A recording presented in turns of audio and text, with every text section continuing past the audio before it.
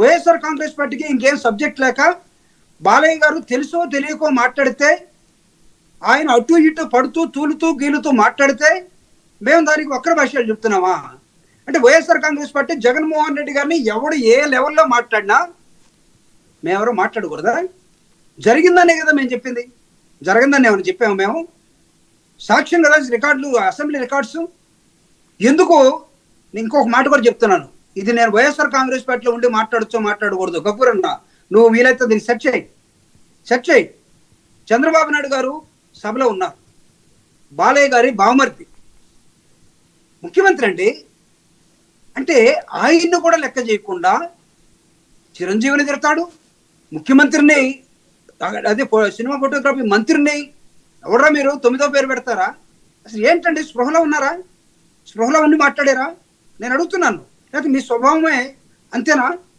గఫూర్ అన్న 2 నిమిషాలు మాట్లాడినా చాలా స్పష్టంగా మాట్లాడాడు కదా.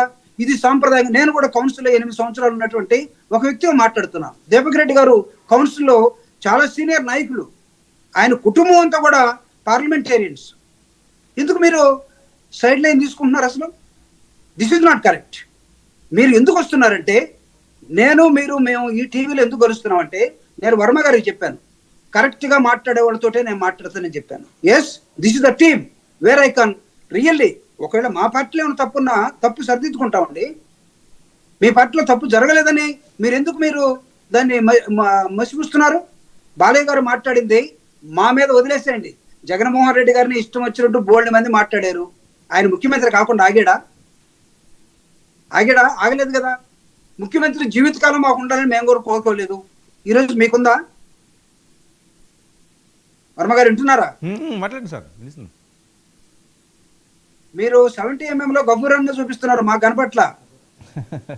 మా ఫోటో మాకు కనపట్ల, అందుకే డౌట్ వచ్చింది మీరు ఎవరు. ఇక్కడ బాలయ్య గారు, నేను డ్యూ రెస్పెక్ట్ అండి. చట్టసభల్లో ఉన్నారు కాబట్టి నేను మాట్లాడుతున్నాను. చట్టసభల్లో ఎలా హుందాతనం ఉండాలి ఎక్కడైనా ఉందండి? బాడీ లాంగ్వేజ్ మీరు చూసారా? ఆయన చేతిలో ఒక రూల్ బుక్ ఏమైనా ఉందా? ఆయన చేతిలో ఒక పేపర్ ఏమైనా ఉందా? ఏమండి, సినిమా షూటింగ్ అనుకున్నారా? ఎవడో కథ రాస్తే, ఎవడో పాట రాస్తే, ఎవడో పాట పాడితే, ఎవడో మ్యూజిక్ వాయిస్తే, లేకపోతే ఎవడో జిందా డబ్బులు పెడితే హీరోలు అయిపోవటానికి ఏంటండి ఇది? హీరోలు అయిన తర్వాత మీరు ఎక్కడికి వచ్చారు? చట్టసభల్లోకి వచ్చారు. చట్టసభల్లో ఉండే వ్యక్తులు పోరాట యోధులు ఉంటారు. గఫూర్ లాంటి వాళ్ళు, జగన్మోహన్ రెడ్డి లాంటి వాళ్ళు, మీలాంటి వాళ్ళు, మాలాంటి వాళ్ళు ప్రజల తరఫున ప్రజలకి బాధ్యత వహించి రిప్రజెంటేటివ్స్ గా మాత్రమే అక్కడికి వస్తాం. సమాజంలో అక్కడ ఉన్నటువంటి ప్రాబ్లమ్స్ ని డిబేట్ చేయడం కోసం, డిస్కస్ చేయడం కోసం, బిల్లులు చేయడం కోసం. దేనికి వచ్చారండి? ఏం మాట్లాడారు? బాలయ్య గారు ఏం మాట్లాడారు? పద్మ విభూషణ్ అతను క్షమాపణ చెప్పానండి. ఈరోజు జగన్మోహన్ రెడ్డి గారికి, ఆయన నా కుటుంబాన్ని, నన్ను కాపాడిన రాజశేఖర రెడ్డి గారి కుటుంబంలో ఉన్నటువంటి ఆయన కొడుకుని నేను అనవసరంగా సైకో అన్నాను, నాకు మెంటల్ సర్టిఫికేట్ ఉంది, ఆయనకి లేదు, నేను సైకోని